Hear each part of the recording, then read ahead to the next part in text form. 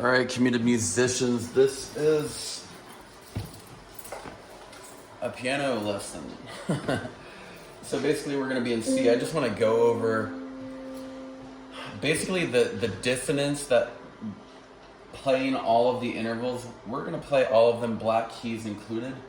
But I just want, you need to get accustomed to hearing what the intervals are doing as far as dissonance, like really like dirty sound, and also consonants, like really beautifully perfect sounds, right? When we talk about music theory, we think of perfect intervals, minor intervals, major intervals. So let's work down. I'm going to work down instead of up from C to C. C4 to C5. C4 to C5 is an octave. One step down is a major 7. That's why this chord, the 1, the 3, the 5, the 7, sounds so beautiful. Right?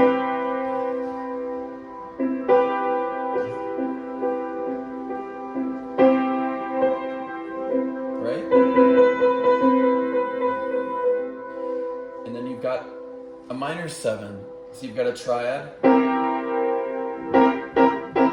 Very Beatles, you know, very...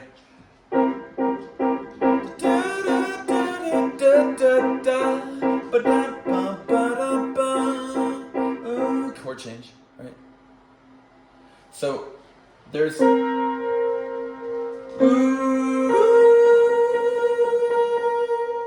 minor 7, major 7. That T, that's te, right? It's for a solfege. It wants to resolve.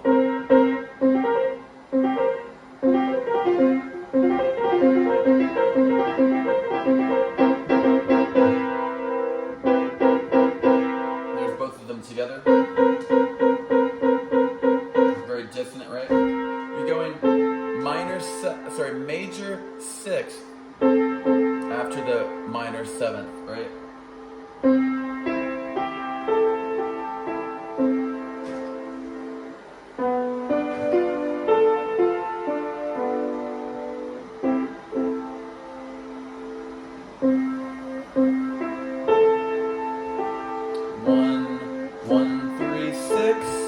Major 6, perfect 5th, right? We're not there yet, but major 6th is Mama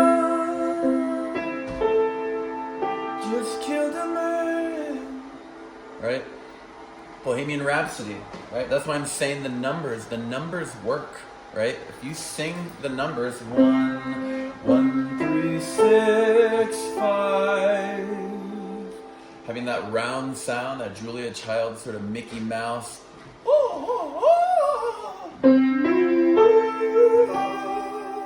Right?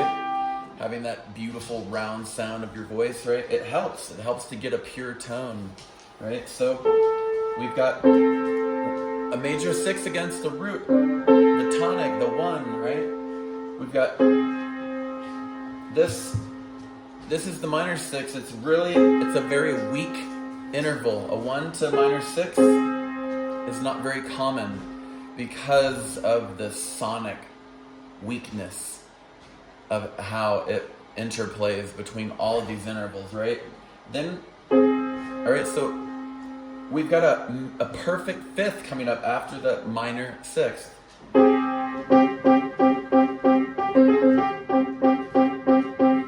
Dissonant, perfect 5th, right? 1 to 5. That's major. That's major. That's minor.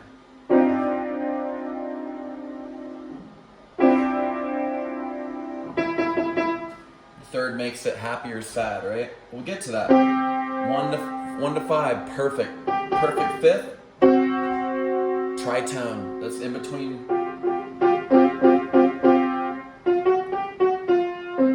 a 4, a perfect 4th, and a perfect 5th. It's an augmented or raised 4th or a diminished 5th, right?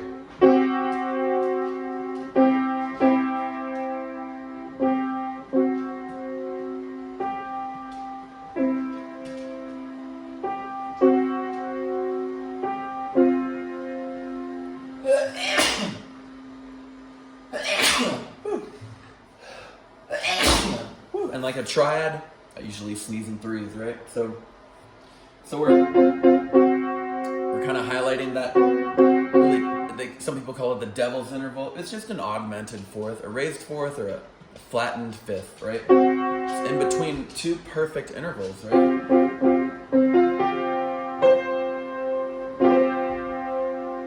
Those are all perfects. 1, 4, 5, 8, or 7.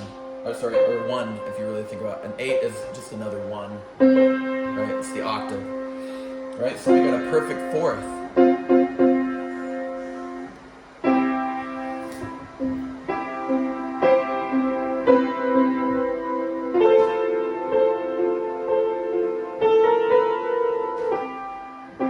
That's 1 to 4. Imagine by John Lennon. 1.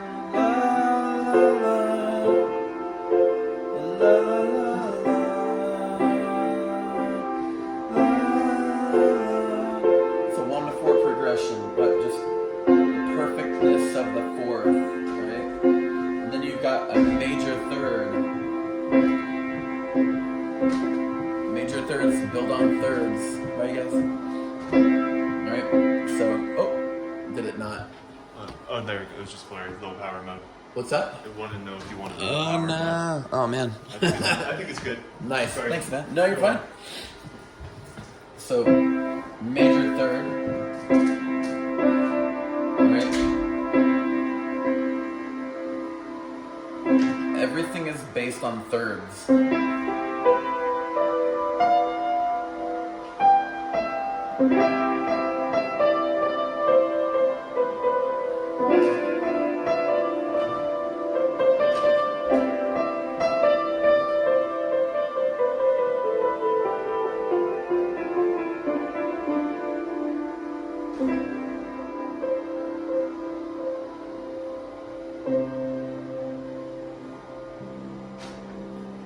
Right? So like harmonizing that or trying to find some way to make sense of a third, right?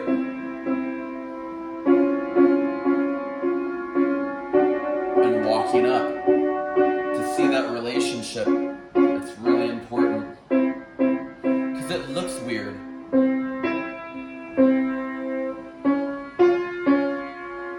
That looks like a bigger distance from the C sharp to the F, but it's not. It's just how these 7 notes, right, from F to B, and let me just, all of those notes right there differ and are separate from these notes.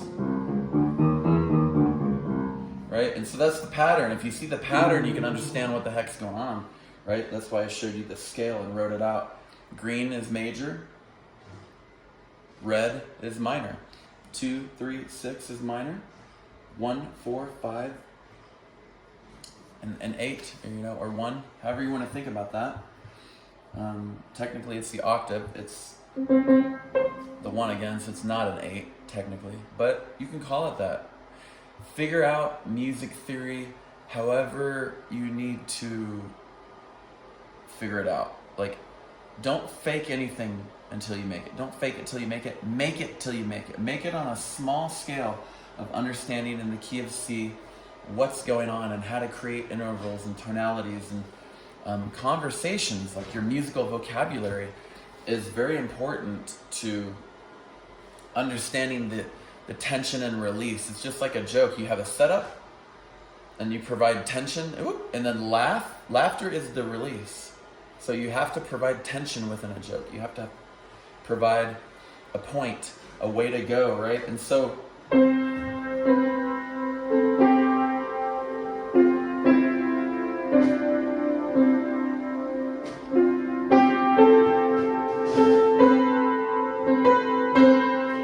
joy to the world.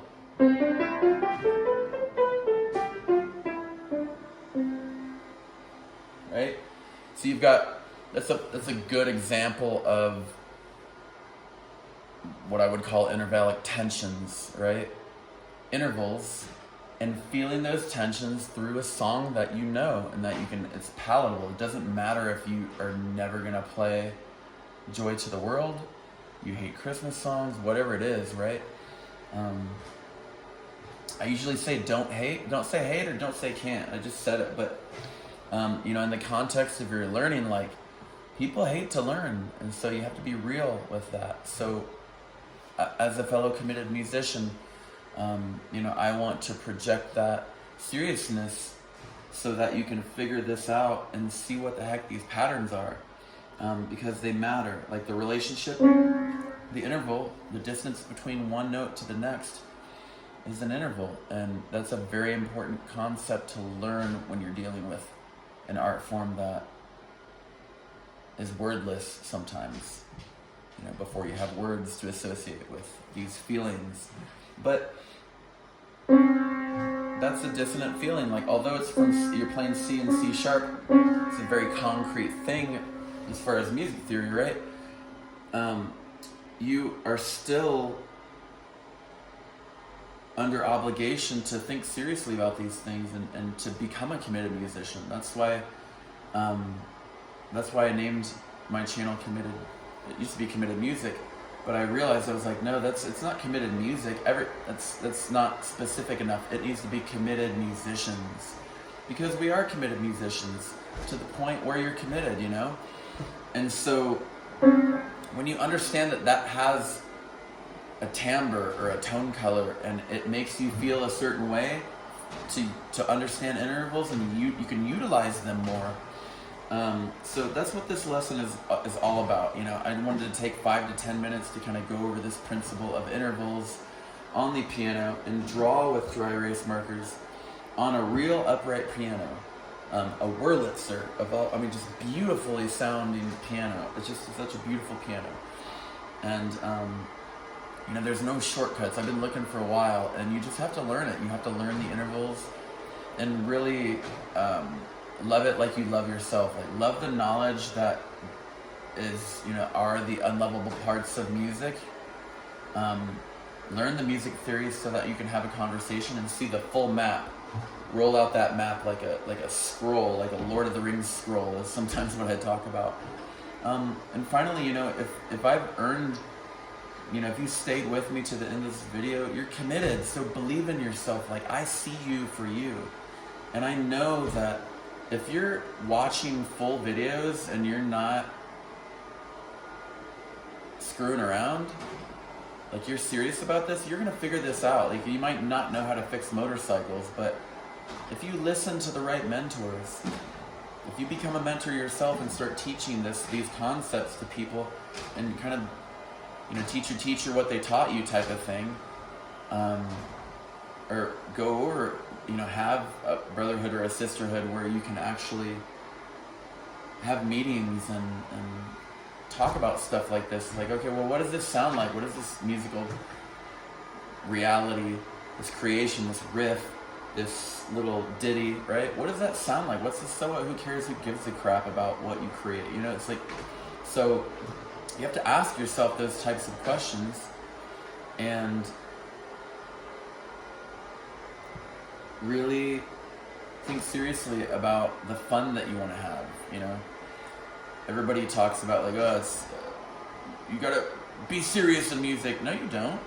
You have to take the fun seriously, and actually do the work. But that's like everything. You have to do the work with everything. So only subscribe if I've earned it, And I got this shark cleaning all the cords and stuff.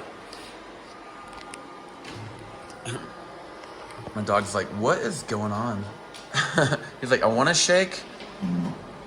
I don't like this thing. But, oh my gosh, he's gonna like knock over a guitar. Okay. Let me go put this back. But okay, yeah, so it's like 15 minutes right here. So yeah, if this helped, just subscribe,